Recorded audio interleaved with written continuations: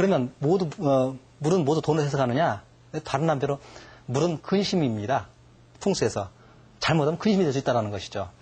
자, 여러분들이 만약에 이제 결혼을 했어요. 아니면 이사를 가요. 그러면 결혼해서 죽을 때까지 크게 삶의 단계를 한 3단계 나눠서 보죠. 첫째, 결혼해서 신혼 했을 때, 신혼으로 갔을 때 이제 아이가 없으니까 돈을 막 모아야 할 때죠.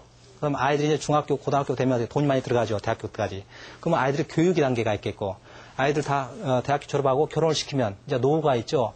그러면 신혼 단계, 교육 단계, 노후 단계, 3단계 나누어서 생각할 필요가 있습니다. 그러면 그때마다 삶의 터전이 바뀔 수밖에 없어요.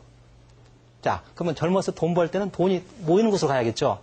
그 다음에 아이들 교육을 잘 시킬 때, 교육을 시키고자 할 때는 교육의 분위기가 좋은 곳으로 가야겠죠. 그 다음에 다 키우고 나서 굳이 거기 있을 필요 없잖아요. 건강 좋은 곳, 공기 맑은 곳, 이런 곳을 찾아가야죠. 그에 따라서 땅에 여러분들이 거주, 조건이 달라지게 되는데, 풍수는 그걸 이야기합니다. 그런데 서울을 예로 들어서 말씀을 드려볼게요. 이게 한강이면 알 수 있죠? 그러면 여기가 어딜까요? 여의도죠? 여기 쉽게 여의도라는 거 알 수 있죠? 여기가 마포인데 이렇게 볼록 나왔습니다.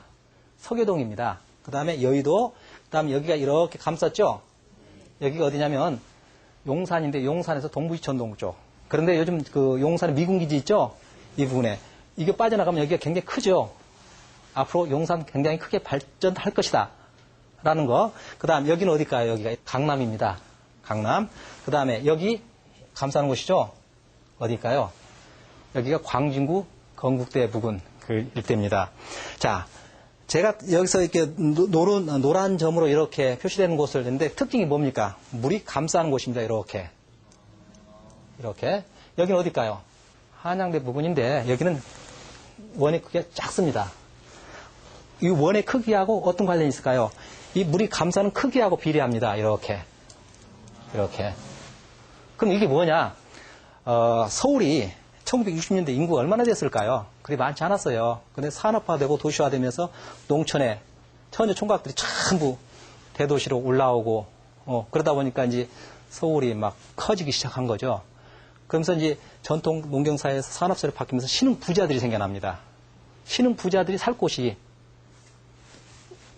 형성되겠죠. 이른바 신흥 부촌이 형성됩니다. 신흥 부촌 중에서 1960년대 이 서교동에 신흥 부촌이 형성됩니다. 60년대. 그럼 그게 포화 상태가 돼. 그러니까 70년대 여의도 쪽으로 이렇게 옮겨갑니다. 80년대 여기 동부 이천동 이쪽으로 옮겨가 되죠. 신흥 부촌이 형성됩니다. 90년대에 물론 그 이전에 조짐이 있었지만 여기 강남 여기가 신흥 부촌들이 형성되죠. 이렇게. 얘가 포화 상태가 됩니다. 그러니까 어떻게 돼? 또 다시 이쪽으로 광진구 2000년도 이쪽으로 옮기게 돼요. 일정한 흐름이 있습니다. 그 흐름의 특징은 뭐죠? 물이 감싸는 곳이다. 이게. 그러면 지금 제가 여기 화살표, 의문표를 해놨죠? 여기는 어딜까요? 여기 지금 보면 여러분들 보시면 여기 산이 많죠? 즉 녹지가 많다. 그린벨트 지역일 것이다. 여기가 또 개발이 된다면 서로 완전히 포화 상태가 되겠죠. 아무튼 그러면 일정한 어떤 그 특징을 보여준다. 이게 서울만의 특징이냐? 그건 또 다시 말씀을 드리기로 하겠고요. 아무튼 신흥 부촌들이 형성되는 일정한 어떤 그 물길과의 감싸움의 조건이 있다. 그것이 감싸는 곳이다. 그 반대쪽보다는. 그럼 여러분 반문하실 거예요. 서울이 600년 된 도읍지고 그리고 조선조 500년 동안에 도읍지였는데 그러면 강북, 사대문안 별 볼 일 없다는 땅이냐? 이런 질문을 할 수 있겠죠. 근데 보실까요? 한강이 전체적으로 어디를 감쌌습니까? 강북을 감쌌습니다. 강북을 감싼 크게 원을 그려보면 그 한 가운데 여기가 노른자이가 어디예요? 여기 사대문 안입니다. 여기 사대문 안이 그래도 좋은 땅이다. 핵심처다. 하는 겁니다. 그러니까 물길의 흐름을 가지고서 좋은 터, 나쁜 터를 구별할 수 있다는 겁니다. 제가 풍수에서 좋은 터를 구하는 방법, 좋은 터는 어떤 것이냐? 이게 절대적으로 좋은 터가 있고 없고가 아니라고 말씀드렸죠. 어떤 용도에 따라 달라지는데 주거의 조건, 교육의 조건 다 다르다 말씀드렸습니다. 지금 말씀드린 건 생활 속의 풍수이기 때문에 삶에 일반 사람이 사는데 편안한 또는 돈이 되는 터. 그런데 길을 가지고 판단할 수 있다는 겁니다. 어떤 길? 첫째, 물길. 물길이 어떤 곳이다? 좀 좋다? 물길이 감싸는 곳이 좋다. 이렇게 하는데, 이쪽이 더 좋다는 거죠. 거기서 가장 핵심처. 감싸는 곳에서 가장 핵심처. 가운데가 더 좋다. 그 다음에, 물길로 그랬는데, 서울만 그러느냐? 전국의 주요 도시들이 요즘 계속 확장, 팽창 일로죠. 그러다 보면 구 전통 중심지, 소위 말해 중앙동 이런 쪽이 공동화되고 주변은 커져나갑니다. 주로 강이나 천 있는 쪽에 아파트들이 많이 들어섭니다. 그런데 여기도 전라도 광주에 그 뭐랄까 새로운 그 아파트촌의 형성 과정인데 여기가 광주 전라남도 구 도청이 있던 터입니다. 그런데 물길이 이와 같이 이렇게 감싸요. 이렇게. 그럼 물길이 감싸는 곳이 좋다고 말씀드렸죠? 그러면 여기 동선지구, 풍암지구, 상무지구 이러한 곳들이 소위 말하는 광주에서는 그래도 상대적으로 좋은 터라고 좋은 아파트 단지라고 이야기를 하고 있어요. 그러면 여러분 반문하실지 모르겠어요. 나는 평창동에 사는데 성북동에 사는데 수일에 사는데 거기는 별볼일 없다는 말이냐? 아까 말씀드렸죠.